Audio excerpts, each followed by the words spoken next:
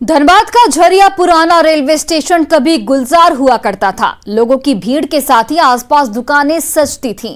Railway को राजस्व मिलता था, लेकिन अब ये रेलवे स्टेशन खंडहर बन चुका है। रखरखाव में रेलवे की उदासीनता ने इस स्टेशन को भूत बंगला बना दिया। हाल ये है कि रात के 8 बजे के बाद लोग स्टेशन की तरफ जाने से भी डरते हैं।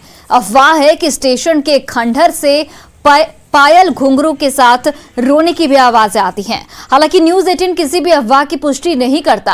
आज इस स्टेशन में एक छोटी सी केबिन से रिजर्वेशन टिकट काटी जाती है, लेकिन वो भी शाम के 4 बजे तक ही खुला रहता है। जैसे जैसे यहां अंधेरा होने लगता है, इलाके में सन्नाटा पसरने लगता है। दरअसल झरिया में जमीन के नीचे लगी आग ने इस स्टेशन को भी निगल लिया है। साल 2002 में झरिया रेल लाइन पूरी तरह से बंद हो गया। तब से यह इमारत खंडहर में तब्दील हो गई। दिन के उजाले में लोग इसके अगल बगल से गुजर तो जाते हैं, लेकिन रात के अंधेरे में इन्हें खौफ सताने लगता है। यहाँ पे जैसे पहले यहाँ पे बहुत चहल पहल था, रेल जब चलता था यहाँ पे, तो यहाँ पे मार्केट वगैरह सब लगता था। अच्छा, मतलब आदमी लोग बाहर से सब आते थे यहाँ ट्रेन पकड़ने के लिए।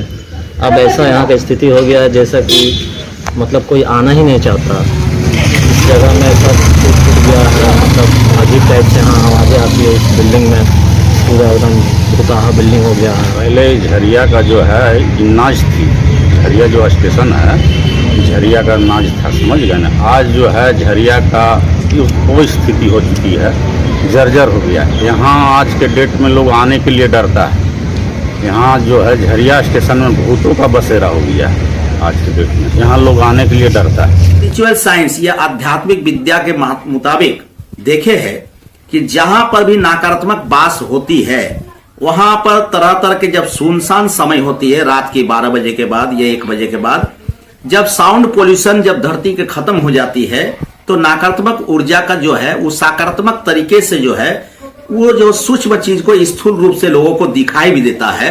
और वहां पर तरह तरह की आवाज, जैसे पायल का आवाज, घुंघरू का आवाज, या किसी का चलने का आवाज, मसाला पीसने का आवाज, पूड़ी छानने का आवाज, सब्जी बनाने का आवाज, तरह तरह की आवाज आती है। बिहार विधानसभा परिसर में शराब की खाली बोतल मिलने पर बीजेपी सांसद जनार्दन सिंह सिग्रीवाल ने कहा है कि ये सरकार को बदनाम करने की साजिश है। पूरा एक षड्यंत्र, एक प्लान के तहत किसी ने किया है। क्योंकि बिहार में सख्ती के रूप में शराबबंदी कानून को लागू किया गया है और उसका पालन भी किया जा रहा है। उसके लिए कई एक स्तर पर कानून भी काम अपना कर रहा है। मुख्यमंत्री जी स्वयं भी उसकी समीक्षा करते हैं और जागरूकता के लिए पहल भी कर रहे हैं। हमें लगता है कि इसके लिए एक तो जागरूक होने की भी जरूरत है। और देखिए, जेडीयू विधायक गोपाल मंडल ने भी विधानसभा परिसर में शराब की बोतलें मिलने पर प्रतिक्रिया दी है। उन्होंने इसे विपक्ष की साजिश करार दिया। विपक्ष की साजिश हो सकती है। विपक्ष की साजिश कैसे हो सकती है? अरे हो सकती है, बदनाम सरकार को करने के लिए सब नाटक करते रहता है, हो हंगामा करते रहता है। लेकिन विपक्ष ऐसा काम क्यों करेगा? आपको क्यों ऐसा, आप सीधा आरोप ऐसा कैसे लगाए? बदनाम करने के लिए तब कौन पक्ष का लोग लाएगा? लोगों को क्या इंटरेस्ट है खाली दारू बोतल लाने का?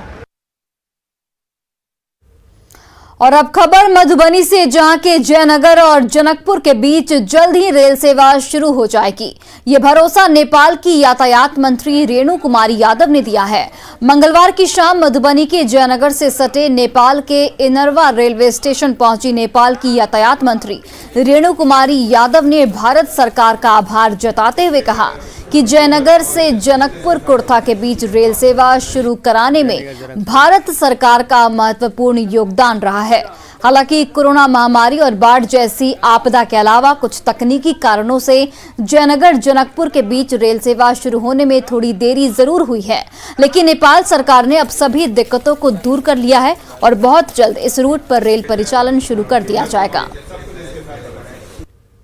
ट्रेन को चलाएंगे और नेपाल और भारत की जो मित्रता है, तो वो एक रेल भी हमारी पुल की काम करेगी। जब उधर के पैसेंजर हमारे ट्रेन पे चढ़ के इधर आएंगे और इधर के पैसेंजर चढ़ के जब उधर जाएंगे, तो उसे एक अनुभव होगा कि हम नेपाल और भारत के साथ काफ़ी कम समय में और अच्छी यात्रा करके आगे बढ़ेंगे कह के, इससे हम दोनों देशों का एक संबंध में भी लगता है बहुत बड़ी प्रकटता होगी और ये आगे बढ़ेगा। और देखिए, जमालपुर नगर परिषद ने जुबलीवेल चौक पर